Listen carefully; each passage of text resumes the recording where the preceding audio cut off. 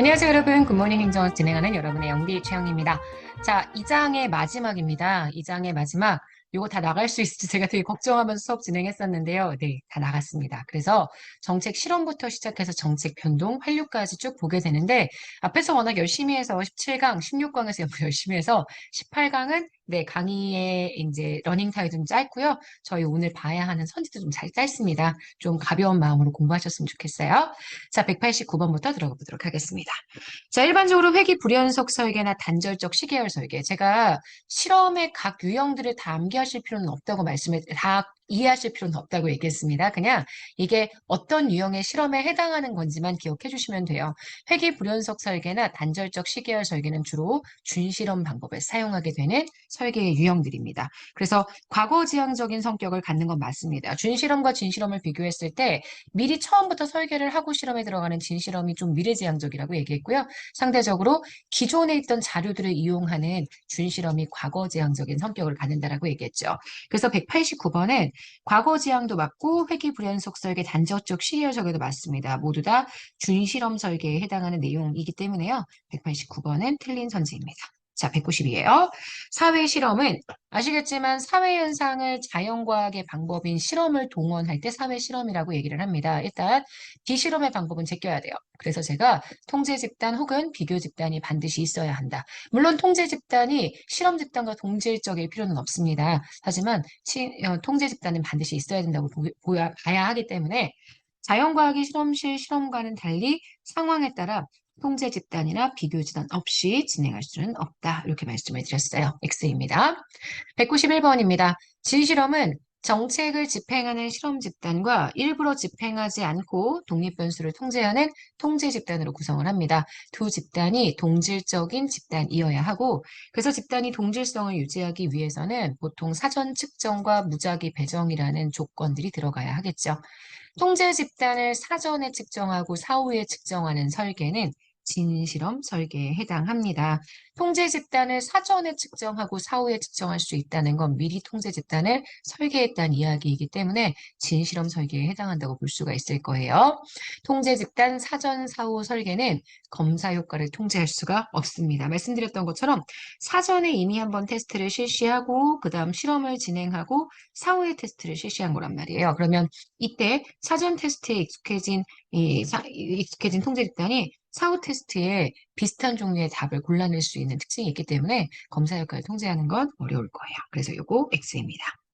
결과 변수에 영향을 미친다고 생각하는 제3의 변수들을 식별합니다. 이걸 통계 분석 모형에 포함시킨 다음 정책의 효과를 추정하는 건 보통 비교 집단을 구성하지 못하는 경우에 사용하는 방법이기 때문에 비실험적 설계의 이시라고 볼 수 있습니다. 동일 정책 집단에 대해서 정책 집행을 기준으로 여러 번의 사전 사후 측정을 합니다. 정책의 효과를 추정하는 설계 방식을 단절적 시계열 설계라고 얘기를 하는데요. 아까 앞에서도 단절적 시계열 설계에 대한 이야기를 여기 189번 선지에서 했죠.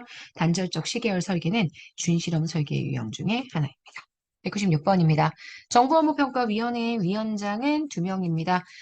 규제개혁위원회와 정보업무평가위원회 이렇게 두 개의 위원회는 위원장 2명 기억하시죠? 이 2명을 포함해서 15인 이내의 위원으로 구성하게 됩니다. 그래서 196번, 이건 틀린 선지고요.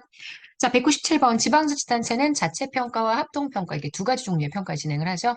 행안부 장관이 평가 관련 사항에 대해서 지방자치단체에 대한 평가 지원할 수 있습니다. 맞는 선지입니다.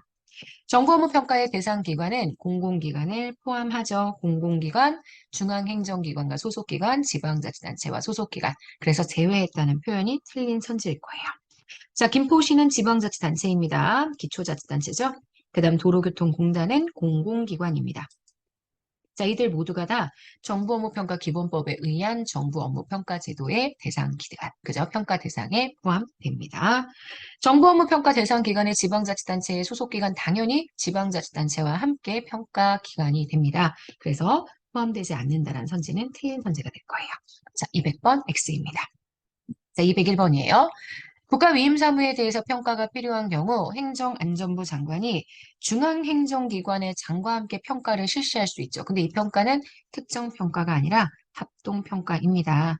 특정평가는 보통 국무총리가요, 네, 국가의 주요 시책 사업들, 여러 개의 부처가 동시에 관련되어 있는 사업들을 평가할 때 진행하는 평가여서요.